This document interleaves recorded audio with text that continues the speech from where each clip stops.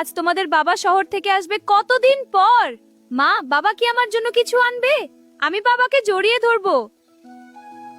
ইস, এত কাদা! তুমি কিভাবে ওই ভিখারি পিয়ারার সাথে এখানে থাকো? আর কয়েক মিনিট, তারপর সব শেষ।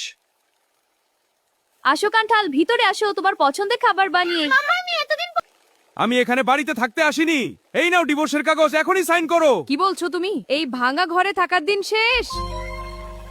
এই অবস্থায় আমি আমার 2 সন্তানকে নিয়ে কোথায় যাব? যেখানে খুশি যাও, আজ থেকে তোমাদের সাথে আমার কোনো সম্পর্ক নেই। বাবা, আমাদের ছেড়ে যেও না। এটা তোমাদের সমস্যা, আমার না। মা, আমার খুব ভয় করছে। ভয় পেও না মা, আমি আছি।